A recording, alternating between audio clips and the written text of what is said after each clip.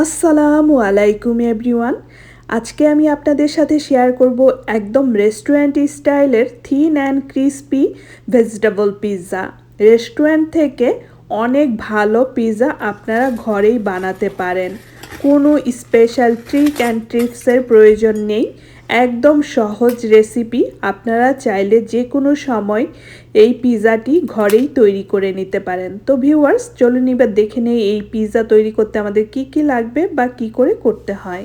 আমি একটি ভুল নিয়ে নিয়েছি আর নিয়ে নিয়েছি 1 প্যাকেট প্লাটিনাম ব্র্যান্ডের ইস্ট। এটা ড্রাই বেকিং ইস্ট। তো 1 প্যাকেটে প্রায় 1 টেবিল স্পুনের মতো আছে। আর দিয়ে দিচ্ছি 1 টেবিল স্পুন চিনি।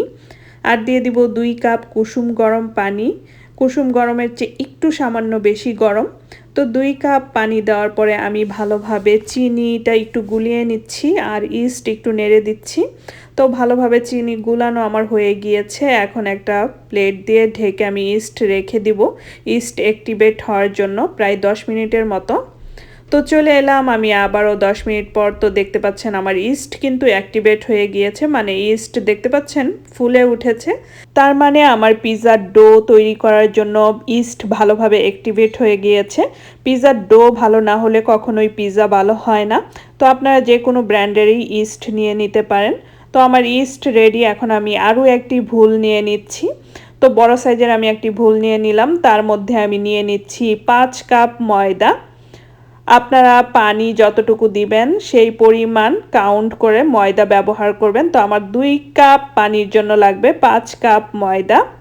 তো দেখতে পাচ্ছেন আমি নিয়ে নিলাম 5 কাপ ময়দা। আর দিয়ে দিচ্ছি আমি স্বাদ অনুযায়ী লবণ। লবণ দেওয়ার পরে এখন আমি দিয়ে দিচ্ছি প্রায় 4 টেবিল স্পুনের মতো এক্সট্রা ভার্জিন অলিভ অয়েল। আপনাদের কাছে অলিভ অয়েল না থাকলে আপনারা কিন্তু ভেজিটেবল অয়েলও ব্যবহার করতে পারবেন। তো দেখতে পাচ্ছেন আমি দিয়ে দিলাম 4 table spoon extra virgin olive oil. তেলটা দেওয়ার পরে এখন আমি লবণ আর তেল ভালোভাবে হাত দিয়ে মাখিয়ে এভাবে ময়দার সাথে একটু মাখিয়ে নিলাম। তো ময়দার সাথে আমার ভালোভাবে তেল লবণ মাখানো হয়ে গিয়েছে। এখন ইস্ট গুলানো পানি আমি এখানে দিয়ে দিচ্ছি, দেখতে পাচ্ছেন ময়দার উপরে। তো দিয়ে দেওয়ার পরে এখন আমি হাত দিয়ে সব কিছু ভালোভাবে একটু মিক্সড করে নিব ময়দার সাথে। তো এভাবে হাত দিয়ে ভালোভাবে মিক্সড করে নিতে হবে। তো আমি এখন নিয়ে নিব কিচেন কাউন্টারের উপরে মিক্সড করার পরে। তো কিচেন কাউন্টারটা কিন্তু আমি আগে থেকে ধুয়ে পরিষ্কার করে নিয়েছি। এখন আমি 2 হাত দিয়ে ভালোভাবে ডলে ডলে পিৎজার ডো রেডি করে নিতে হবে। প্রায় 10 মিনিট ধরে আমি এভাবে হাত দিয়ে ডলে ডলে ডো রেডি করে নিব। আর পিৎজার ডোটা কিন্তু খুব বেশি শক্তও হবে না, আবার খুব বেশি নরমও হবে না, একটু নরম নরম টাইপেরই ডো হবে। তো দেখতে পাচ্ছেন পিৎজার ডো ডলতে ডলতে কিন্তু পিৎজার ডোতে আর কোনো আটা ময়দা কোনো কিছু নেই। তো ভালোভাবে কিন্তু আমার ডো রেডি হয়ে গিয়েছে। এখন আমি হাতের মাঝখানে নিয়ে এভাবে একটি বল আকারে তৈরি করে নিচ্ছি, দেখতে পাচ্ছেন। তো আমার পিৎজার ডোর বল কিন্তু হয়ে গিয়েছে। এখন আমি নিয়ে নিচ্ছি একটি ভুল, যেই ভুলে পিৎজার ডো তৈরি করেছিলাম তার মধ্যে দিয়ে দিচ্ছি 1 টেবিল স্পুনের half tablespoon extra virgin olive oil. আর হাফ টেবিল স্পুন আমি পরে ব্যবহার করব। তো এভাবে ভোলের মধ্যে মাখিয়ে নিতে হবে তেল চারোদিকে। তো ভালোভাবে আমার মাখানো হয়ে গিয়েছে। এখন আমি পিৎজার ডোটা এই ভুলের মাঝখানে উঠিয়ে নিলাম। এখন আমি পিৎজার ডোর উপরে বাকি half tablespoon extra virgin olive oil দিয়ে দিচ্ছি। তো বাকি অর্ধেক এক্সট্রা ভার্জিন অলিভ অয়েল দেওয়ার পরে এভাবে হাত দিয়ে পিৎজার ডোর উপরে লাগিয়ে নিতে হবে। তো দেখতে পাচ্ছেন আমি ভালোভাবে পিৎজার ডোর উপরে তেল লাগিয়ে নিলাম। এখন একটি আমি প্লাস্টিক র্যাপ দিয়ে ভালোভাবে ঢেকে রেখে দিব ডো। প্রায় 8 ঘন্টার মতো আমি ঢেকে রেখে দিচ্ছি। আপনারা যদি পারেন ওভারনাইট রেখে দিবেন তাহলে কিন্তু পিৎজার ডোটা একদম পারফেক্ট হয় আর পিৎজার ডো একদম খেতে অনেক মজা হয়। তো দেখতে পেলেন এভাবে প্লাস্টিক র্যাপ দিয়ে এখন আমি ঢেকে রেখে দিচ্ছি 8 ঘন্টার জন্য। ফিরে আসছি 8 ঘন্টা পরে, আপনাদেরকে দেখাবো আমার পিৎজার ডো কেমন হলো। পিৎজার ডো পারফেক্ট না হলে কিন্তু পিৎজা কখনোই ভালো হয় না। আমাদের কিন্তু পিৎজার দোকান ছিল, সেজন্য আমি জানি ওভারনাইট রেখে দিলে কিন্তু পিৎজা অনেক মজা হয়। তো আমি ওভারনাইট না রেখে আপনাদেরকে 8 ঘন্টা পরে দেখাচ্ছি। তো দেখতে পাচ্ছেন আমার পিৎজার ডো কিন্তু অনেকটাই ফুলে গিয়েছে। 8 ঘন্টা হয়ে গিয়েছে। এখন আমি প্লাস্টিক র্যাপটা উঠিয়ে আপনাদেরকে দেখাচ্ছি। তো দেখতে পাচ্ছেন পিৎজার ডো কতটুকু ছিল আর এখন কতটুকু হয়েছে। এখন আমি একটু গুঁড়া ছিটিয়ে নিচ্ছি কিচেন কাউন্টারের উপরে। আমি কিচেন কাউন্টারটা কিন্তু ধুয়ে ভালোভাবে পরিষ্কার করে নিয়েছি। আর পিৎজার ডো রেডি করার জন্য একটু বড় জায়গা লাগে, সেজন্য আমি কিচেন কাউন্টারের উপরে নিয়ে নিচ্ছি।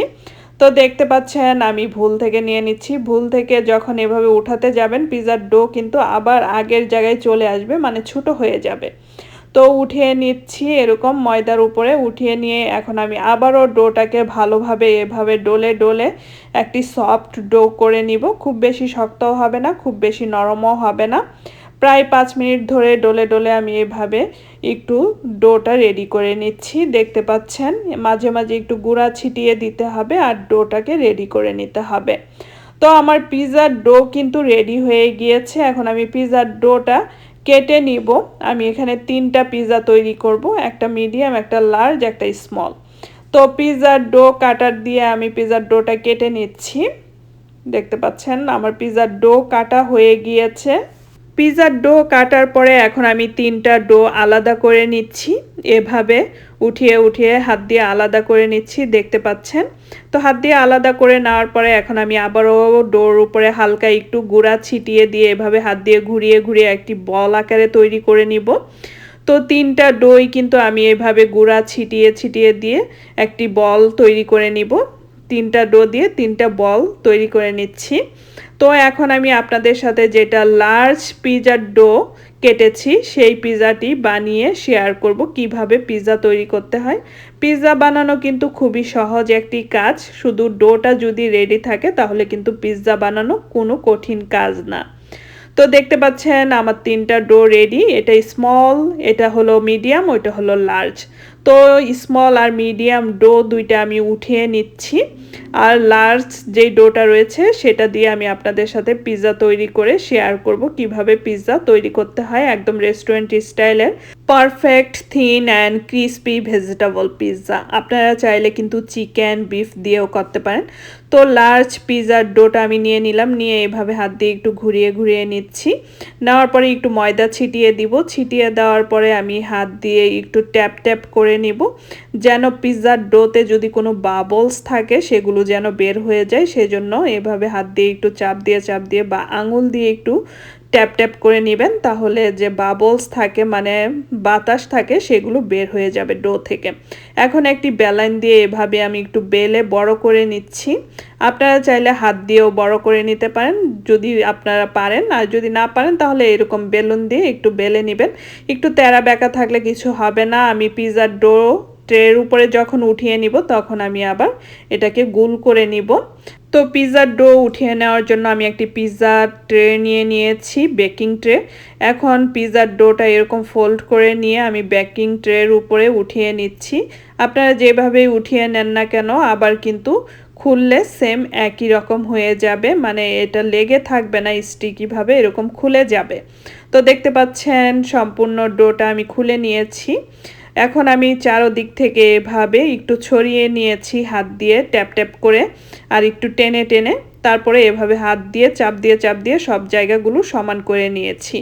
আপনারাও এভাবে ট্রের উপরে নিয়ে হাত দিয়ে বড় করে নেবেন।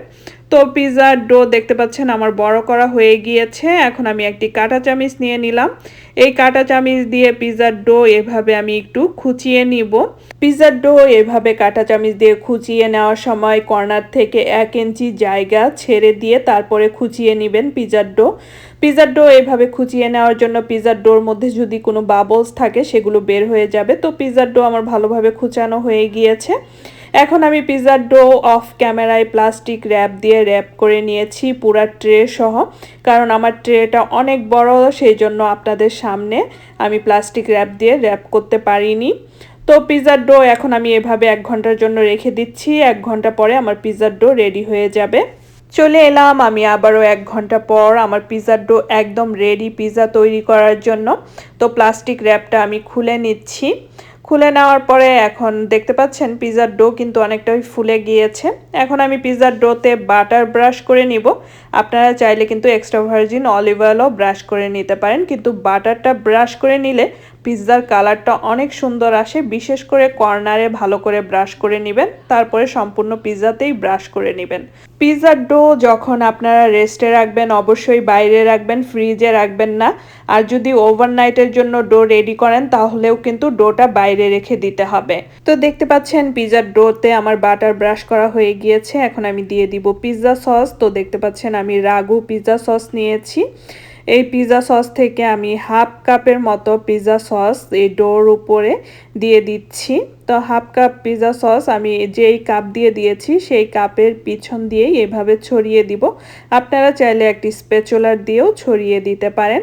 তো পিৎজা সস আপনারা আপনাদের পছন্দ অনুযায়ী দিবেন। আপনারা যদি পিৎজাতে বেশি সস খেতে পছন্দ করেন তাহলে আর একটু বেশি করেও দিতে পারেন। আমরা একটু কম সস খাই, সেই জন্য একটু কম করে দিয়েছি। এখন নিয়ে নিচ্ছি 1 কাপ মজ্জারেলা চিজ। তো চিজটা আমি এভাবে এখন হাত দিয়ে ছড়িয়ে পিৎজার উপরে দিয়ে দিচ্ছি, পিৎজার ডোর উপরে দেখতে পাচ্ছেন। তো আমি 1 কাপ চিজ দিয়ে দিলাম। এখন আমি আরও 1 কাপ চিজ নিয়ে নিচ্ছি। আর আমি আপনাদেরকে বলে দিব আমার কতটুকু চিজ লাগলো এই পিৎজাটা তৈরি করতে। তো আরও 1 কাপের অর্ধেকটা চিজ আমি এখানে দিয়ে দিচ্ছি। তো দেওয়া হয়ে গিয়েছে। এখন আমি আমার পছন্দ মতো ভেজিটেবল দিয়ে দিব পিৎজার মধ্যে। তো সবার আগে আমি দিয়ে দিচ্ছি লাল রঙের বেল পেপার। বেল পেপারটা আমি এরকম কিউব কিউব করে কেটে নিয়েছি। আমি আমার পছন্দ মতো ভেজিটেবল নিয়ে নিয়েছি, আপনারা আপনাদের পছন্দ অনুযায়ী নিয়ে নেবেন। তো আমি দিয়ে দিলাম লাল রঙের বেল পেপার। দেওয়ার পরে এখন আমি নিয়ে নিচ্ছি অনিয়ন, মানে পেঁয়াজ কাটা, এরকম কিউব কিউব করেই পেঁয়াজ কেটে নিয়েছি। নেওয়ার পরে আমি আমার পছন্দ অনুযায়ী দিয়ে দিচ্ছি। আপনারা যদি বেশি ভেজিটেবল খেতে পছন্দ করেন তাহলে বেশি করে দিবেন, আর কম খেলে কম করে দিবেন। তো আমার বেশি ভেজিটেবল পছন্দ পিৎজায়, তাই আমি বেশি বেশি করে দিচ্ছি। আর দিয়ে দিচ্ছি মাশরুম। এখানে প্রায় 1 কাপের চেয়েও একটু কম, হাফ কাপের মতো মাশরুম রয়েছে। মাশরুম আমার খুবই ফেভারিট, তো দিয়ে দিলাম পিৎজাতে মাশরুম। এখন দিয়ে দিচ্ছি সবুজ রঙের বেল পেপার, মানে এটা কিন্তু ক্যাপসিকামও বলে বাংলাদেশে। তো দিয়ে দিলাম সবুজ রঙের ক্যাপসিকাম। তো সম্পূর্ণ ক্যাপসিকামটুকু আমি দিয়ে দিলাম প্রায় হাফ কাপের মতো। আর দিয়ে দিচ্ছি একটা টমেটো। টমেটোটাও কিন্তু আমি এরকম কিউব কিউব করে কেটে নিয়েছি।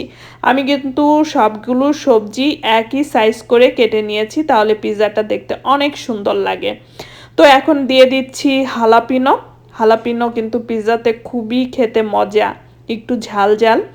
তো দিয়ে দিলাম হালাপিনো, প্রায় হাফ কাপের মতো হালাপিনো। হালাপিনো কিন্তু আমার হাজব্যান্ডেরও খুবই পছন্দ পিৎজার মধ্যে। আর দিয়ে দিচ্ছি বাকি অর্ধেক কাপ চিজ। তো হাফ কাপ চিজ দেওয়ার পরে আমার কিন্তু চিজ আরও একটু লাগবে, তো আমি আরও হাফ কাপের মতো চিজ নিয়ে নিলাম। তো এই সম্পূর্ণ পিৎজাতে কিন্তু আমার 2.5 কাপের মতো চিজ লেগেছে। কেউ কিন্তু পিৎজাতে একটু চিজ বেশি পছন্দ করে, কেউ একটু কম পছন্দ করে। আপনারা যদি আমার পরিমাপে সব কিছু করেন তাহলে কিন্তু সব কিছু চিজ সস কিন্তু মিডিয়াম হবে। তো আমার পিৎজা কিন্তু একদম রেডি। এখন আমি পিৎজাটা ওভেনে ঢুকিয়ে দিব। তো ওভেনে ঢুকিয়ে দিলাম আমার পিৎজা। আমি কিন্তু ওভেনটা আগে প্রিহিট করে নিয়েছি, আর আমার ওভেন রয়েছে 370 ডিগ্রি। প্রায় 20 মিনিটের মতো আমার লেগেছে এই পিৎজাটা হতে। তো এখন আমি পিৎজা নামিয়ে নিচ্ছি একটি পিৎজা কাটিং বোর্ডে। তো আমার পিৎজাটা অনেক বড় কাটিং বোর্ডের তুলনায়, যেহেতু লার্জ পিৎজা। তো দেখতে পাচ্ছেন পিৎজাটা দেখতে কতটা ইয়ামি হয়েছে। শুধু যে দেখতে ইয়ামি হয়েছে তাই নয়, এই পিৎজাটি কিন্তু অনেকটা ক্রিস্পি হয়। কাটার সময় আপনারা সাউন্ড শুনতে পাচ্ছেন কতটা ক্রিস্পি হয়েছে। এই থিন অ্যান্ড ক্রিস্পি ক্রাস্টের পিৎজা আমার ছেলে, আমার হাজব্যান্ড, আমরা 3 জনেই কিন্তু খেতে অনেক পছন্দ করি। আমার ছেলের অবশ্য চিকেন পিৎজা পছন্দ, আর হলো চিজ পিৎজা। ও একদমই ভেজিটেবল পিৎজা পছন্দ করে না, কিন্তু আমার হাজব্যান্ডের আর আমার ভেজিটেবল পিৎজা পছন্দ বেশি। আমি যখন আমেরিকায় প্রথমে এসেছি, আমাদের পিৎজার স্টোর ছিল। আমার হাজব্যান্ড আর আমি মিলে কিন্তু পিৎজা বানাতাম আর খেতাম। তো ভাবলাম কেননা আজকে আপনাদের সাথে শেয়ার করি একদম রেস্টুরেন্ট স্টাইলের পিৎজা। তো কেমন লাগলো আমার পিৎজার রেসিপিটি? আশা করি ভালো লেগেছে। আপনারা যদি আমার রেসিপি ফলো করে পিৎজা তৈরি করেন, আমি 100% গ্যারান্টি দিচ্ছি আপনারা পিৎজা বানাতে কখনোই ব্যর্থ হবেন না। তো আশা করি আপনাদের আমার এই থিন অ্যান্ড ক্রিস্পি ভেজিটেবল পিৎজার রেসিপিটি ভালো লেগেছে। যদি ভালো লেগে থাকে, যারা এখন পর্যন্ত আমার চ্যানেলটিকে সাবস্ক্রাইব করেননি তারা অবশ্যই সাবস্ক্রাইব করে নেবেন। আবারও চলে আসবো আপনাদের মাঝে এরকম সহজ সহজ মজার মজার রেসিপি নিয়ে মারভিনস মম কিচেনে। সেই পর্যন্ত সবাই ভালো থাকেন, সুস্থ থাকেন আর আমাদের জন্য দোয়া করবেন। আল্লাহ হাফেজ।